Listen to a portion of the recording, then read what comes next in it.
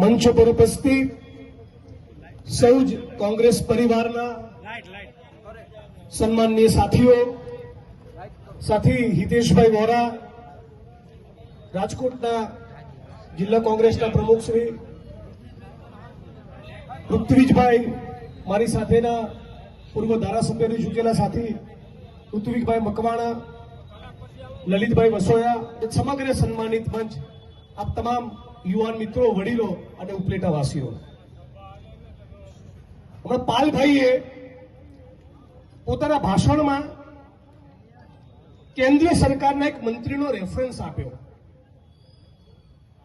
કેન્દ્ર સરકારના મંત્રીએ એવો દાવો કર્યો કે આ સરકારમાં ખેડૂતોની આવક 8 ગણી વધી છે. આટલું જુઠ્ઠું તો નરેન્દ્રભાઈ બી નહીં બોલતા. એ તો વિષય નિષ્ણાત છે, તજજ્ઞ છે, પણ આવી શિક્ષા તો નરેન્દ્રભાઈએ પણ નથી મારી.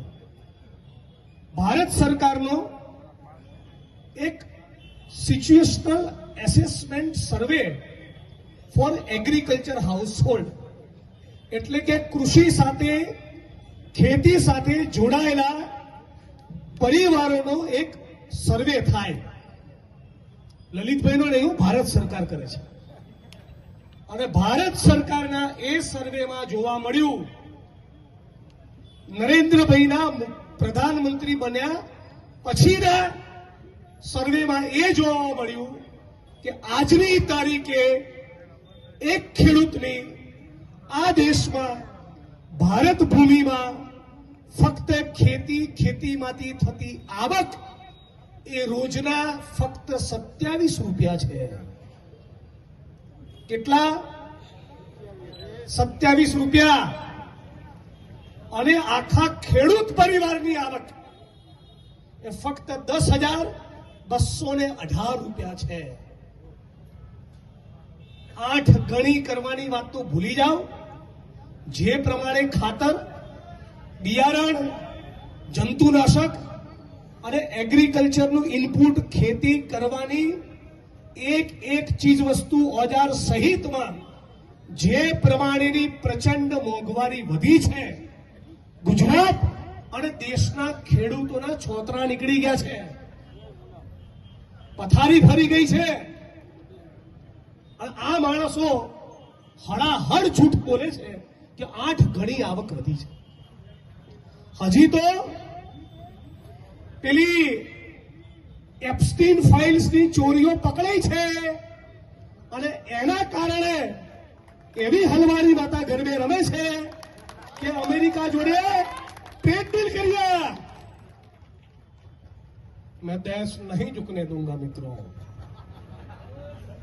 સાષ્ટાંગ કરી નાખ્યા ડોનાલ્ડ ટ્રમ્પને. સાષ્ટાંગ. હવે શું થશે? એના કારણે ઉપલેટાના, ધોરાજીના, રાજકોટના, સૌરાષ્ટ્રના, ગુજરાતના અને ભારતના ખેડૂતોનો કપાસ નહીં ખરીદાય અને અમેરિકાના ખેડૂતોનો કપાસ ખરીદવામાં આવશે. જય શ્રી રામ. મારી દો પૂરેપૂરા બોજ ખેડૂતોના. દર વર્ષે આપણા વિશ્વ ચાપલુસ, એમણે દર વર્ષે 9 લાખ કરોડની ઉત્પાદનો અમેરિકા જોડેથી ખરીદવાની ગેરંટી આપી છે. એટલે કે ધોરાજીની બજારને, રાજકોટની બજારને, સૌરાષ્ટ્ર, ગુજરાત અને દેશના લોકોને આપણી સરકારને જરૂરિયાત છે કે નથી? અમેરિકા જોડેથી લગભગ 9 થી 10 લાખ કરોડની અસ્કાયામતો આપણે ખરીદવાની, ભલે આપણા ગાભા નીકળી જાય. અને આ બધું શેના માટે? કે કોઈ નેતાનો કાંડ, વિપક્ષના કોઈ નેતાનો કાંડ, વિપક્ષના નેતાની કોઈ સેક્સીડી સત્તાધારી પાર્ટીના હાથમાં આવ્યું હોય તો કેવું કાંડું મરુડે કે ભાઈ આ મુદ્દે તારે બોલવાનું નહીં. એ જ વસ્તુ આપણા 56 ઇંચ વાળા વિશ્વ ચાપલું જોડે થઈ છે. એપ્સ્ટીનની ફાઇલોમાં બરાબરના એવા ગુલ ખીલાવ્યા છે. તમે કલ્પના તો કરો, 8 વર્ષની, 10 વર્ષની, 12 વર્ષની માસૂમ દીકરીઓ, એમાં ભારતની પણ દીકરીઓનો સમાવેશ થયો છે. ભારતની પણ એક પીડિતાનું નામ ખુલ્યું. 8 વર્ષની, 10 વર્ષની, 12 વર્ષની દીકરીઓ, એને આખી દુનિયાના પૂંજીપતિઓ, ઉદ્યોગપતિઓ, કોર્પોરેટ કંપનીઓના માલિકો, એકથી વધારે દેશના પ્રધાનમંત્રી, રાષ્ટ્રપતિ અને કહેવાતા મોટા મોટા સેલિબ્રિટીઝ એમની ઉપર બળાત્કાર કરે, એના માટે એક આખી વ્યવસ્થા ટાપુ ઉપર ગોઠવી હતી. તમે કલ્પના કરો, આપણો દેશ, એ માટી, જે રોજ સવારે ઉઠીને ભારત માતાની જયનો નારો લગાવીએ છીએ, લગાવીએ છીએ કે નહીં? આ દેશ માટે, આ માટી માટે 23 વર્ષની ઉંમરે શહીદ આઝમ ભગતસિંહ બલિદાન આપ્યું કે નહીં?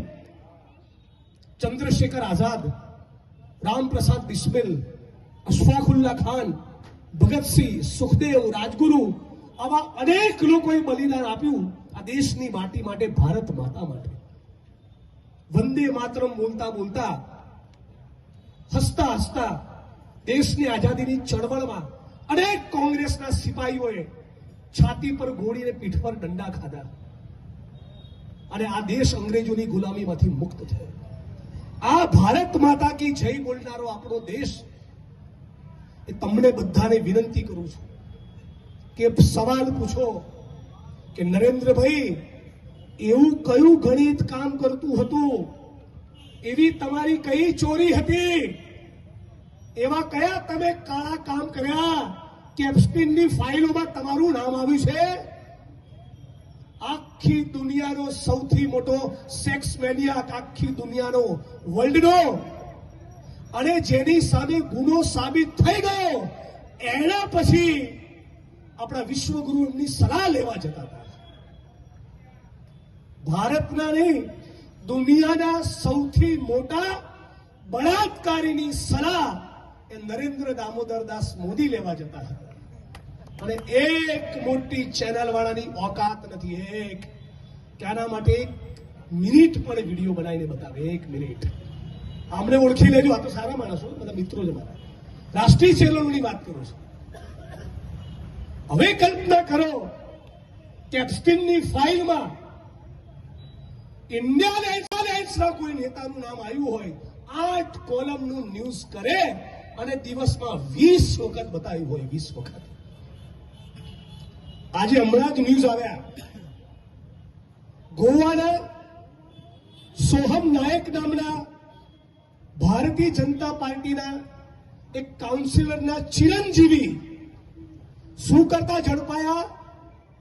25 થી વધારે માઇનર, એટલે કે 18 વર્ષની નાની ઉંમરની નાબાલિગ દીકરીઓ સાથે છેડતીના કાંડમાં, સેક્સ્યુઅલ હેરેસમેન્ટના કેસમાં પકડાયા.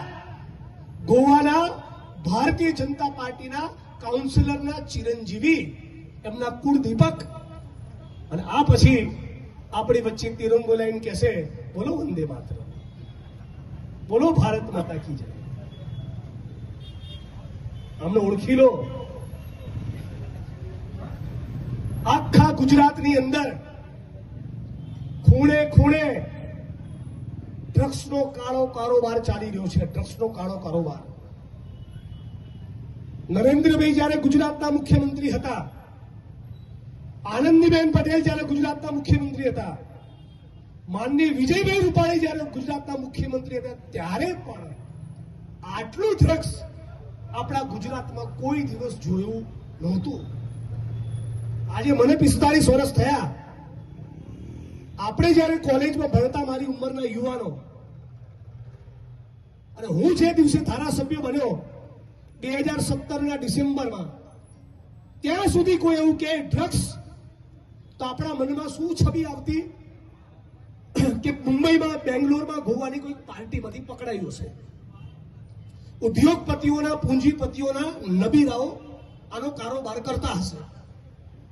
બોલિવૂડની કોઈ પાર્ટીમાંથી ડ્રગ્સ પકડાયું હશે, કોઈ ક્રિકેટરો કે સેલિબ્રિટી એના વાપરતા હશે, એ ડ્રગ્સનો ઉપયોગ કરતા હશે. પણ આજે આપણા ગુજરાતમાં તમે જાણો છો કેટલા ડ્રગ્સ યુઝર્સ છે? 2026ના આપણા ગુજરાતમાં ડ્રગ્સ યુઝર્સનો આંકડો 2019માં લલિતભાઈ ભારત સરકારના સમાજ કલ્યાણ વિભાગનો રિપોર્ટ આવ્યો, રિપોર્ટ દબાઈ દીધો. હું હમણાં હાઉસમાં બોલ્યો હતો. 2019માં ભારત સરકારના સમાજ કલ્યાણ વિભાગના રિપોર્ટ પ્રમાણે ગુજરાતમાં ડ્રગ્સ યુઝર્સનો સત્તાવાર આંકડો 19 લાખ છે. હવે 2019 થી 2026 આ 5-7 વર્ષના ગાળામાં વધારે નહીં બીજા 5 લાખ ઉમેરાયા હોય તો પણ 24 થી 25 લાખ ડ્રગ્સ યુઝર્સ એ આપણા ગુજરાતમાં પેદા થઈ ગયા. આ 25 લાખ ડ્રગ્સ યુઝર્સ, ડ્રગ્સ લેનારા પૈકી ખાલી 20% જ બંધાણી બન્યા હોય, ખાલી 20%. એવો નાનો આંકડો ગણીએ તો પણ 5 લાખ લોકો ડ્રગ્સના બંધાણી થઈ ગયા. ખાલી 1-2 વખત લેનારા નહીં, બંધાણી. એવા બંધાણી કે નિયમિત ડ્રગ્સ ના મળે તો પોતાની માનો ગળાનો દોરો તોડીને પણ ડ્રગ્સ ખરીદવા જાય. કોઈકને છરી મારવાની હોય તો છરી મારી દે, મર્ડર કરવાનું હોય તો મર્ડર કરી દે, કાળા કામને અંજામ આપવાનો હોય તો કાળા કામને અંજામ આપે, પણ ડ્રગ્સ તો જોઈએ જ. એવી તલબ જેને પેદા થઈ હોય એવા માણસો આપણા ગુજરાતમાં 5 લાખથી વધી ચૂક્યા છે. હવે મેં તપાસ કરી તો ખબર પડી કે રાજ્ય સરકાર વ્યસન મુક્તિનો કાર્યક્રમ ચલાવે છે. તેમાં ડ્રગ્સના વ્યસનમાંથી મુક્ત કરાવવાનો પ્રોગ્રામ કેવો ચાલે છે તો એની તપાસ કરતા ખબર પડી દર વર્ષે આપણી વાઇબ્રન્ટ અને સ્વર્ણિમ ને ગતિશીલ ગુજરાતની સરકાર દર વર્ષે 28 થી 3000 લોકોને જ ફક્ત ડ્રગ્સ મુક્ત કરાવી શકે છે. મતલબ કે 3000 લોકોને એક વર્ષમાં ડ્રગ્સ મુક્ત કરાવે તો 10 વર્ષે 30,000 લોકો અને 100 વર્ષે 3 લાખ લોકો. એટલે આજની ગતિએ ડ્રગ્સના બંધારીઓને આ ચુંગાલમાંથી મુક્ત કરતા ગુજરાતની ભાજપ સરકારને 250 વર્ષ થાય.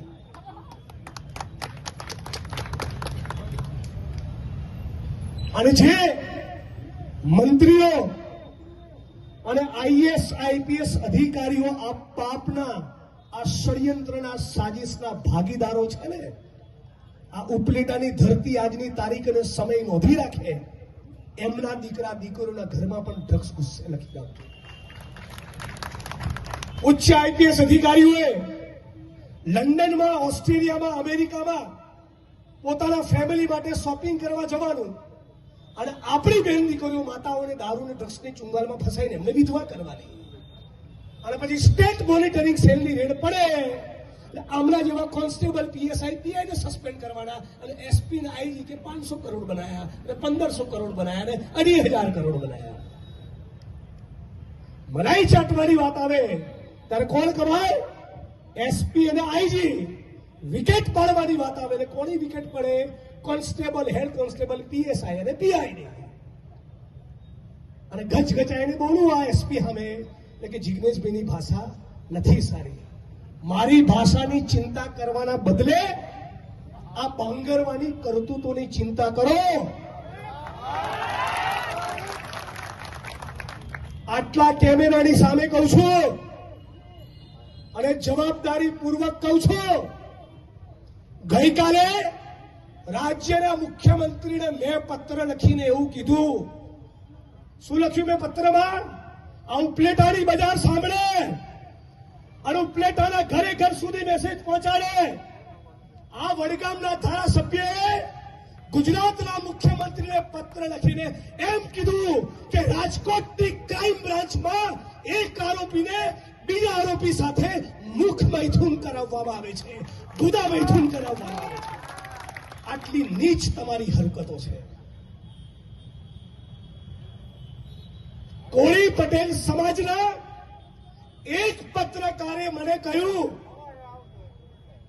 3 દિવસ પહેલા રાજકોટ સિવિલ હોસ્પિટલમાં મુલાકાત માટે ગયો તો ટીમ સાથે.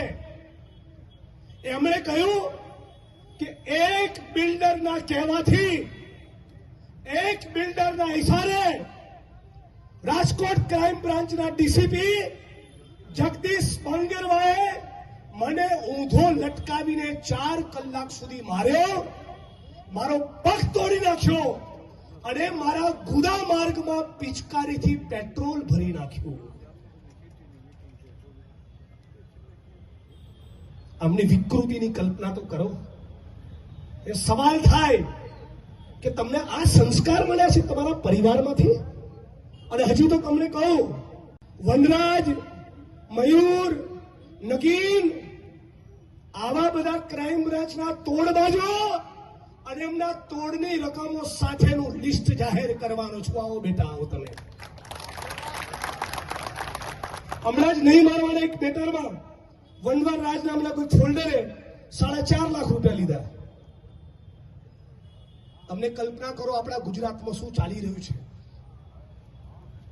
એક કોળી પટેલ સમાજના યુવાનના ગુદામાં એક આઈપીએસ અધિકારીની સામે એવો આરોપ કે એના ગુદા માર્ગમાં પેટ્રોલ ભરી દીધું પિચકારી મારીને, અને પણ 2 વખત. અને એનાથી પણ ખતરનાક વસ્તુ ગઈકાલ રાત્રે મને એક માણસે ફોન કરીને જણાવી. એનો ખુલાસો આવનારા દિવસમાં કરીશ. પણ આ મંચ ઉપરથી માનનીય ઋત્વિકભાઈની ઉપસ્થિતિમાં એટલું કહેવા માંગુ છું કે સમગ્ર ગુજરાતના ન્યાય અને બંધારણમાં માનનારા લોકો એક થઈ જાઓ. અને જ્યાં સુધી આઈપીએસ અધિકારીને જેલના સળિયા પાછળ નામ કરીએ ત્યાં સુધી આપણી મુહિમ અને આપણું આંદોલન રોકાવું ના જોઈએ.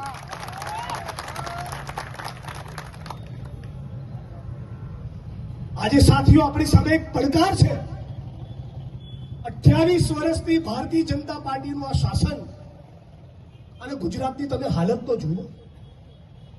એક જિલ્લાનો એક તાલુકો બચ્યો છે, એક ગામ બચ્યું છે જ્યાં દારૂના અડ્ડા ના હોય. એક ગામ નહીં, એક ગામ નથી, એક તાલુકો નથી બચ્યો. એક એસપી મહિને 25-50 લાખથી 5-5 કરોડ રૂપિયા સુધી કમાય છે. એવા ગુજરાતમાં જ્યાં 100 માંથી 40 બાળકો કુપોષિત છે. મને તો ઋત્વિકભાઈ ઘણીવાર એવું કહેવાનું મન થાય કે તમે તમારા પાપની જે કમાઈ કરો છો, એ પાપની કમાઈના, ધારો કે કોઈ મહિને 2 કરોડ કમાતું હોય એસપી, એ પાપની કમાઈના 10% એટલે 20 લાખ રૂપિયા પણ એ જિલ્લાના બાળકોના શિક્ષણ કે કુપોષણ દૂર કરવા માટે વાપરતો હોય ને તો કદાચ તમને 2 માણસ વખાણે.